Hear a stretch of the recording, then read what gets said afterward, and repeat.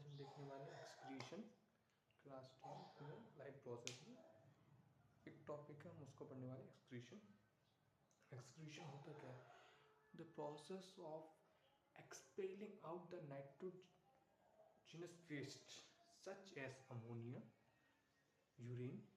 इनको आउट करने के लिए जो प्रोसेस होती है उसको हम पढ़ने वाले हैं। अमोनिया होता है, हमारा यूरिन होता है, और हमारा ये जो एक्सक्रीशन अकेला हमारे इन से नहीं, हमारे और भी पार्ट से होता है।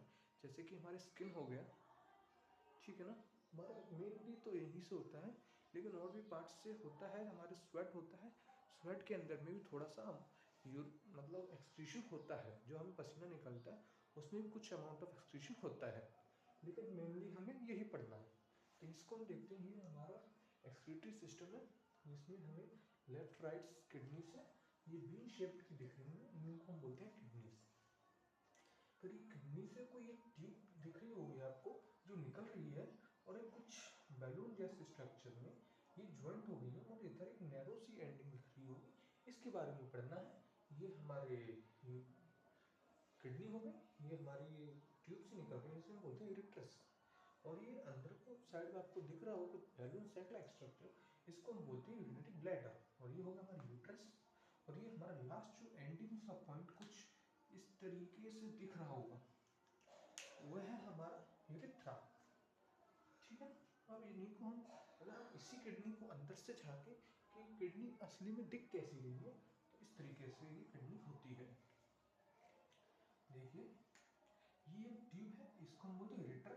इसके ऊपर दो ट्यूब्स और होती है, एक तो होती है रेनल आर्टरी, एक है हमारा यूरेथ्रा। और जो फर्स्ट ऊपर की जो लेयर होती है उससे हम बोलते हैं पेपर्स कैप्सूल, और उसके अंदर एक और है, उसको हम बोलते हैं रेनियल वीन, ठीक है। और ये हमारा रेनियल पैल्विक है, ये हमारी जो ब्रॉड सी ट्यूब है इसको हम बोलते हैं रेनल पैल्विक। तो अब हमने स्ट्रक्चर देख लिया कि हमें जो हमारा एक्सक्रीटरी सिस्टम किडनी किस तरीके से दिख रहा है। अब उनको जानते हैं स्टेप बाय स्टेप। सबसे पहले किडनी, ये हमारा जो बीन जैसी दिखती है, हमें दिखाई नहीं ऊपर, ये बीन शेप दिखी है। तो किडनी क्या होती है? These are the primary major excretory of human being. These are the pair of 12 centimetre long.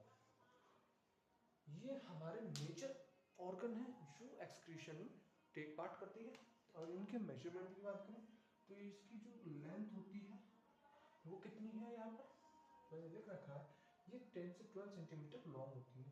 10 से 12 सेंटीमीटर ये तो होगी लॉन्ग, और 5 to 7 सेंटीमीटर ये ब्रॉड होती है। अगर इनकी ब्रॉडनेस की बात करें तो ये कितनी होती है? ये होती है 5 to 7 सेंटीमीटर। और इनकी थिकनेस की बात करें तो ये कितनी होती है? ये 2-3 सेंटीमीटर थिक होती है। और इनके एक्चुअल की बात करें तो इनके मेजरमेंट कुछ इस तरीके से है। इनकी लेंथ की बात करें तो ये कितना है? लेंथ 10 से 12 सेंटीमीटर लॉन्ग है। इनकी ब्रॉडनेस की बात करें, कितनी ब्रॉड है ये ब्रॉड है हमारी 5 to 7 सेंटीमीटर ब्रॉड है, और 2-3 सेंटीमीटर ये हमारी थिन है, ठीक है ना। थिकनेस कितनी है? 2-3 सेंटीमीटर। ये इनका मेजरमेंट हो गया किडनी का। इसका मेजरमेंट अच्छे से याद कर लीजिए। और ये किस शेप्ड की होती है? ये बीन शेप्ड की होती है। ये प्राइमरी मेजर एक्सक्रीटरी ऑर्गन है। अब इसकी बात कर ली हमने किडनी की। अब किडनी से कुछ ये ट्यूब से बाहर निकल रही है, इनको हम बोलते हैं यूरेट्रस। और यूरेट्रस की बात करें, यूरेट्रस क्या है? ये one pair of long 25 to 30 centimetre long narrow muscular structure each arising from the hilum of the kidney. समझ रहे हो ना क्या बोला मैंने? ये पेयर में, ये एक ये मतलब ये पेयर में है, वन पेयर में है, प्रेजेंट होती है। ये कहाँ से निकल रही है? ये तो आपको ये बीन्स दिख रही है किडनी में। किडनी में ये जो पार्ट है जो कि इस तरीके से एक्सटेंड हो रहा है, ये लूप सा फॉर्म कर रहा है, एक सर्कल सा, उसको हम बोलते हैं हाइलम। तो ये अराइज कहाँ से हो रही है? ये हाइलम से अराइज हो रही है bye it's upper part called the renal pelvis. ये मैंने बोला था आपसे कि अपर पार्ट से अराइज हो रही है, हाइलम के अपर पार्ट से, जिसको हम बोलते हैं रेनल पेल्विक। जो मैंने आपको नीचे बताया, ये रहा हमारा रेनल पेल्विक, ये रेनल पेल्विक से निकल रही है। This conduct the urine from kidney to urinary bladder. और ये जो हमारी ये हाइलम से निकली है, हाइलम्स के अपर पार्ट से, जिसको हम बोलते हैं रेनल पेल्विस। रेनल पेल्विस से निकली और ये कहाँ तक जा रही है, ये हमारे यूरिनरी ब्लैडर तक जा रही है।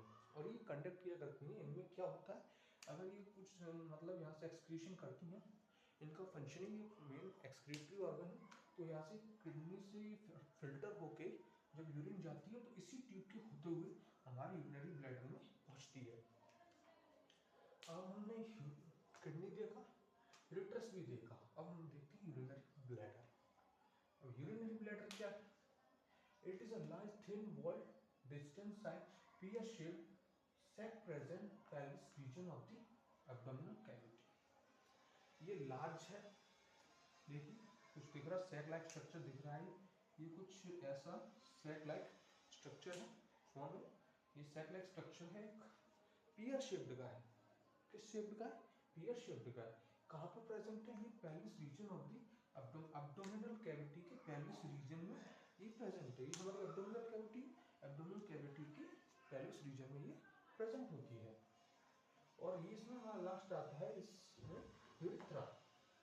It is a muscular and tubular structure which extends from the back neck of the bladder to outside. In female it is 4 cm, in male it is 20 cm, 20 cm long।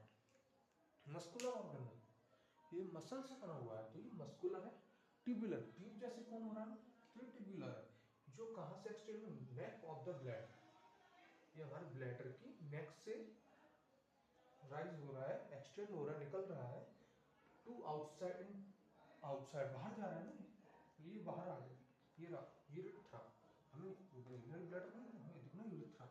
Urethra कुछ wide कुछ opening है जो बाहर side आ रही है। ये females के अंदर 4 सेंटीमीटर लॉन्ग होती है और मेल्स के अंदर 20 सेंटीमीटर लॉन्ग होती है। और हमें देखना है नेफ्रॉन के बारे में।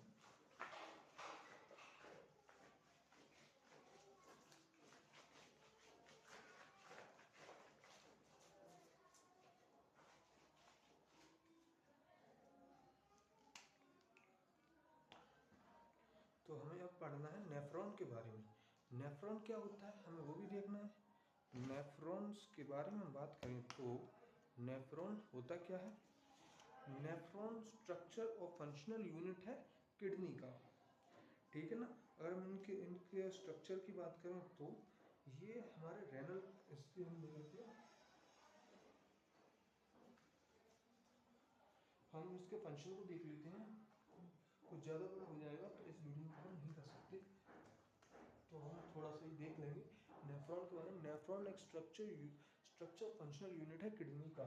ये किडनी के अंदर जो फिल्ट्रेशन प्रोसेस हो रही है वो कौन परफॉर्म कर रहा है? वो नेफ्रॉन ही परफॉर्म कर रहा है। इसका जो मेन काम होता है फिल्ट्रेशन का होता है। और भी फंक्शन इसके फिल्ट्रेशन, ये फिल्टर करता है,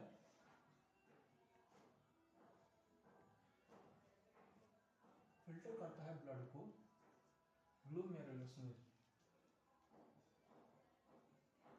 ब्लड को फिल्टर करता है। इसका मेन फंक्शन, पहला फंक्शन हो गया फिल्ट्रेशन।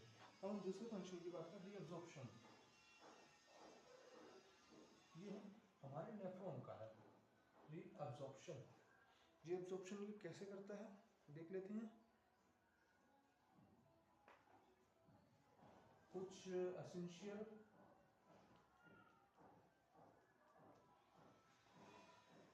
सब्सटेंस जैसे कि ग्लूकोज हो गया, अमीनो एसिड हो गए, इनका अब्जॉर्प्शन करता है कौन? हमारा नेफ्रॉन अब्जॉर्प्शन करता है। फिल्ट्रेशन हो गया, अब्जॉर्प्शन हो गया, और सीक्रेशन की परफॉर्म भी करती है, सीक्रेशन भी करता है। सीक्रेशन ये क्या करता है?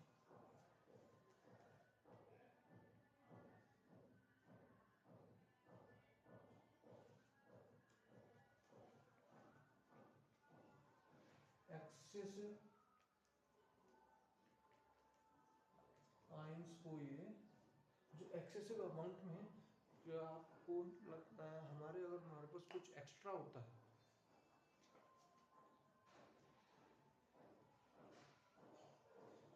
अगर हमारे पास कुछ एक्स्ट्रा होता है जो हमारे मतलब बहुत ज़्यादा है, हमारे पास कुछ उसका यूज़ नहीं है, तो हम क्या करते हैं उसको डोनेट कर देते हैं। तो ये भी कुछ इस तरीके से ही फंक्शन कर रहा है कि उसके पास बहुत एक्सेस नहीं है, कहाँ रखिएगा, उसके पास स्टोरेज रखने के लिए जगह ही नहीं, तो वो कह रहे हैं तो बाहर निकल जाओ, हमें तुम्हारी कोई ज़रूरत नहीं है।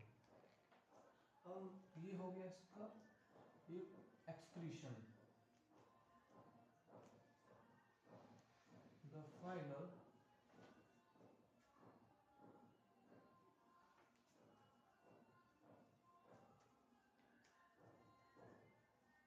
urine is formed।